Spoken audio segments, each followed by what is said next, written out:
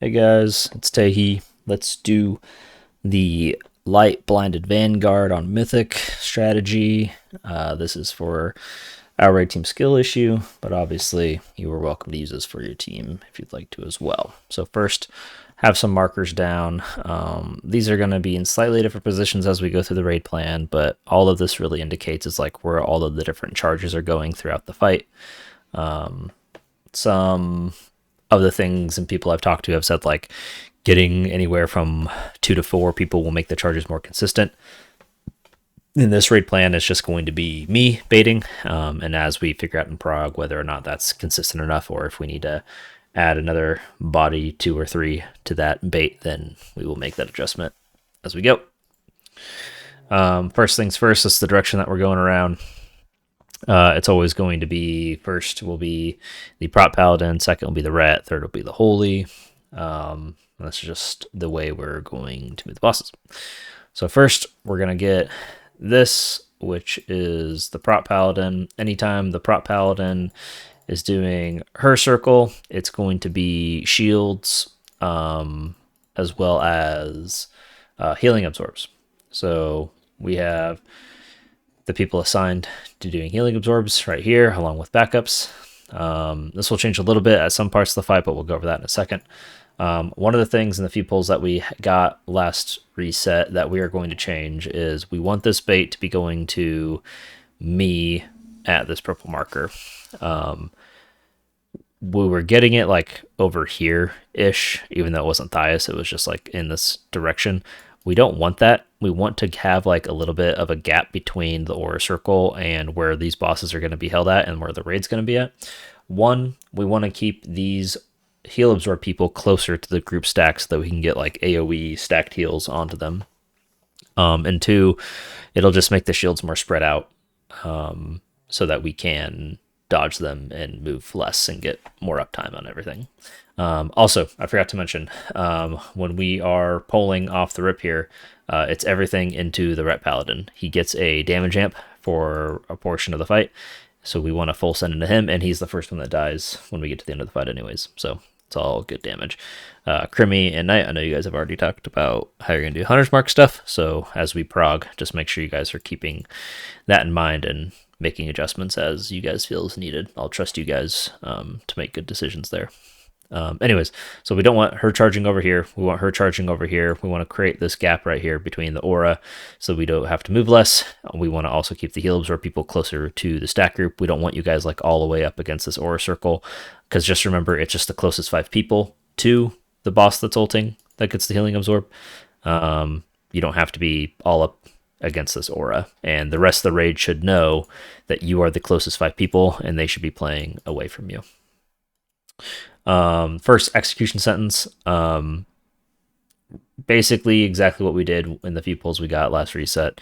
The only difference we're making is I changed some of these groups around. If you don't see your name in here and it was here last time or it's in here now, I still have some adjustments I need to make, like Zess isn't in on this fight. I think this is supposed to be Dalt here actually. And yeah, this roster is not by any means final. If people play really good on Reclear or really bad on Reclear, then changes will be made accordingly. But right now, this is kind of what my vision is to start it with, as long as nothing terrible happens on Reclear. But this group 3 stack, I'm going to be in group 3. I swapped Cody and I around, and I want you guys to be stacking over here so that I can be over here, so I can bait this charge to come this way. That happens immediately after these execution sentences come off. One of the things I want to clear up is I talked about how standing in the center is going to be really good.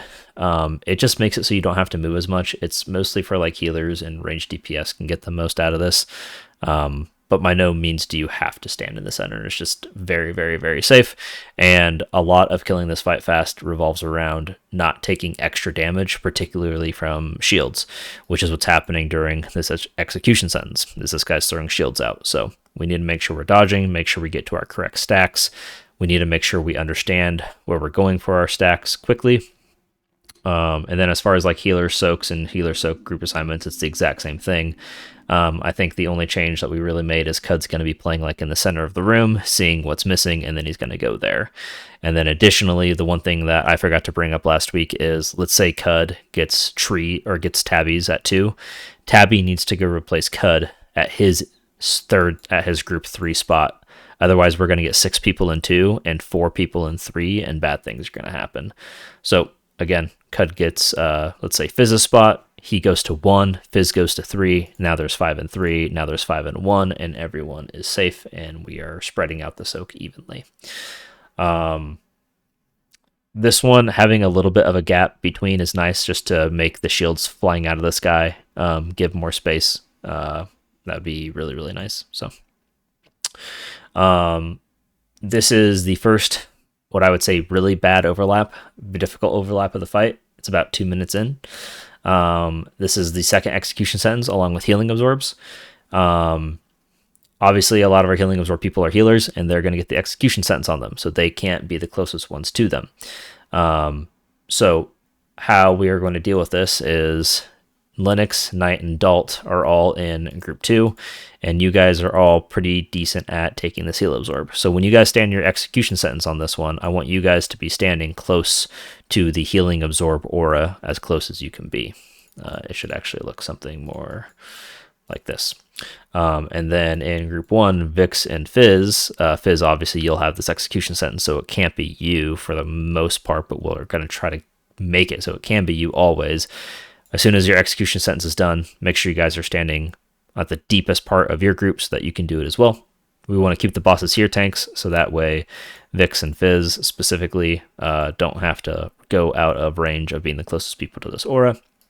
And then if you are not these people in this group 1 and group 2, you want to be standing like on this side of your soaks, so that way we can try to ensure that these are the 5 people taken on the absorbs.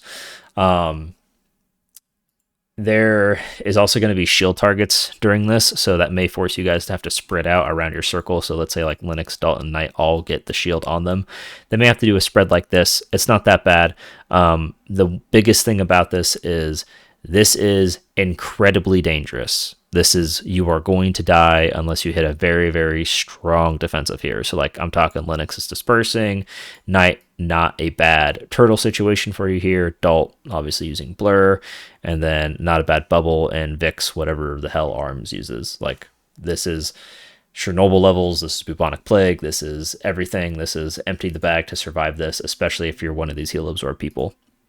But even if you're not a heal absorb person, let's say you're in 4 and 3 and you get the shield on you, still very, very, very dangerous. You need to use a personal. Again, dodging hammers and not taking any extra damage is going to kill this fight faster. So please, please, please, when we're doing especially hammers flying around, which don't do a ton of damage, but again, it will kill you, especially on an overlap like this, especially if you're doing this healing absorb, which is why we want this gap to give all these heal absorb people plenty of room to play with. You need to be super safe. As soon as the execution sentences are done, the actual heal absorb people, which is we're missing Cud, Thias, and Tree from this, try to make your way to be in a spot to take over these healing absorbs from Linux, Knight, and Vix as soon as you can, but also don't get yourself killed in the process. They will be okay. We can keep them in an okay spot for a little while. Just make your way here when you can, and do not die trying to get yourselves over here. After the second execution sentence, she's going to be charging all the way across the room, so we need to be careful for this charge. We want to be stacked coming out of this execution sentence too, so like as you start dodging, you should like imagine this is the entirety of group 3 slowly getting in to be doing this. Again, on this charge, this will be me baiting towards the skull marker. Second devotion aura, we basically just repeat the fight. This is healing absorbs again, and then our raid stack close so that we can get all the group healing. We're dodging shields, we're doing the healing absorb. Slightly dangerous part, but not absolutely insane to what's about to happen next. Also, there's going to be a charge towards the end of this too. Okay, so now we're getting to the second bad overlap of the fight. This is about 4 minutes in. I believe, yep, 4 minutes, 4:01. It's going to be shields plus execution sentence. Same thing as before on the first one. Create a little bit of a gap here so these shields are easier to dodge. Crazed, if you can try to get him on this like little weird arrowhead thing like you did on the beginning of the fight with Bellamy, that's great. This is, I believe, another one where shields come out during execution sentence. Yeah, at the tail end right here. So please just make sure you are spreading out. Don't kill anybody. They should go off before you get in your execution sentence circles. No healing absorb on this one, so we're all good. But this is a dangerous spot. And the next aura is going to be the last execution sentences of the fight. Again, those same 5 people in your soaks, you need to be the closest to them. The other people in the group be on the other side, away from them if you can help it. This is very, very dangerous. This is Godzilla's invading Japan levels of danger. This is by far the most dangerous part for survival of the entire fight. So, use big defensives. Lots of healing CDs are going into this part of the fight to just show you what's kind of happening here. We have execution sentences having with healing absorbs. We have a raid damage happening right before it. We have a raid damage happening immediately after. And then we have 2 sets of shields being thrown out along with Divine Storm happening all at the same time. So it is a lot of damage happening all at once. We need to be very, very survivable. What I would tell you to do, what I think is the safest bet, is if you can hit at 504 a defensive, that 504 defensive, especially if you're healing absorb people, will carry, or you can even do it 503 to mitigate this Divine Storm. Mitigate Divine Storm, mitigate the execution sentence that absorbs if you're doing that to help you stay more survivable, and then also this big raid hit at 510. Again, planning out your defenses in this fight is going to be key, and not taking extra damage is going to be key to kill it faster. And then I screwed up. This is what the rim will actually look like. As you can see, it's kind of like the exact same image, just replaced. These circles are not as big as I made it in this raid plan, so this is what it should actually look like towards the end of the fight. This is the last aura that we'll do. It's the same as the first one of the fight. Healing absorbs, dodge, shields coming out from Bellamy. We're also going to get a charge. It's going to go on me again. And yeah, this one is dangerous from watching VODs, mostly because every time they do their ults, they do more damage for the rest of the fight, and we're getting towards the end of the fight now. It's dangerous, but this is probably the last like dangerous part of the entire fight. Not as bad as the 4 and 5 minute marks, but still we need to be very survivable, and as long as we dodge shields, we should be in a pretty fine spot. Again, we want to stay stacked so that we can get all this healing stacked and help these healing absorb people. And now we're at the end of the fight. This is about 6:30 in. We want to kill Ret Paladin at about 6:30. At 6:30, he will cast, Bellamy will throw out more shields. And the way it works is these will do amplified damage if one of the bosses is already dead. And we are trying to not take extra damage here. So if we kill him at 6:30, we should hopefully not get too much increased damage from the shields, and everything will be just fine.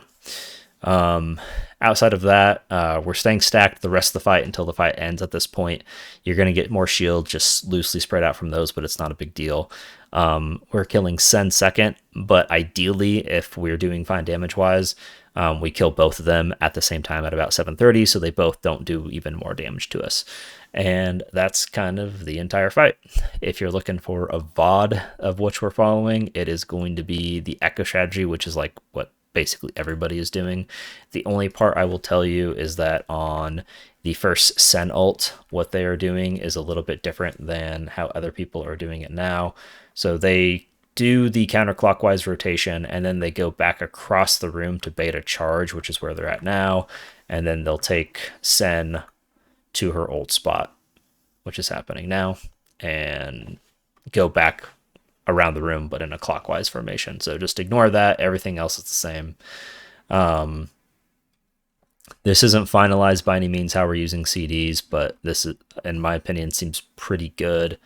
So just to kind of go over the paint areas, this 2-minute mark right here, going into it, we're going to have Convoke into an Evangelism.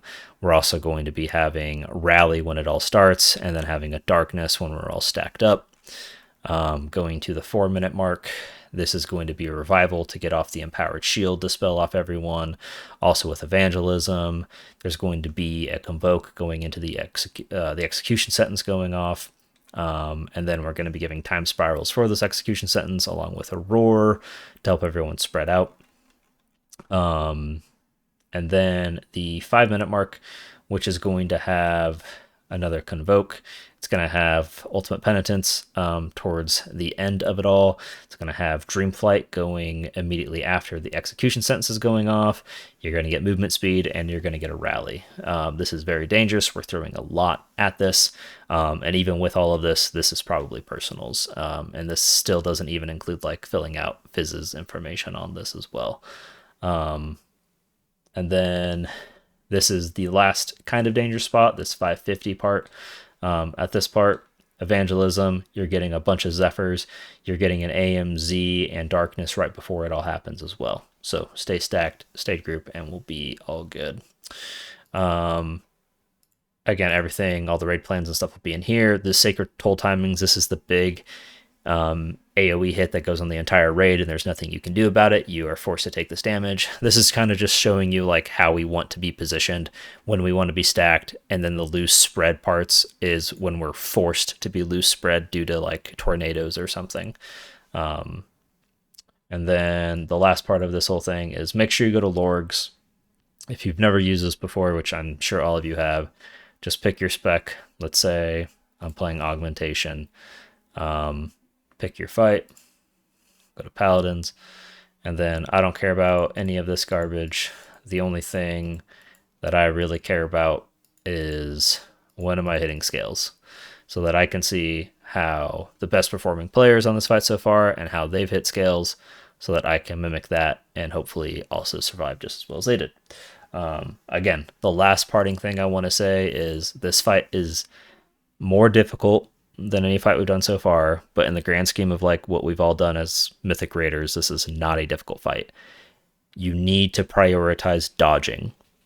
If we prioritize dodging and survival and not doing as much damage as possible, this fight will die this reset. If we fail to do that, we're going to have issues and the prog is going to be slower. So please come with a good mindset.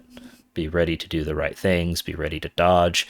Camera angles are going to be very, very important here because everything is yellow and it's going to be very difficult to see a shield flying through a boss, just like the glaives on Laura, right? So be mindful of all that, please. I'm sorry this video is a little bit longer. There's just a lot of little tiny things that needed to be covered. Of course, get in contact with me if you guys have any questions. And yeah. Have a good one, guys.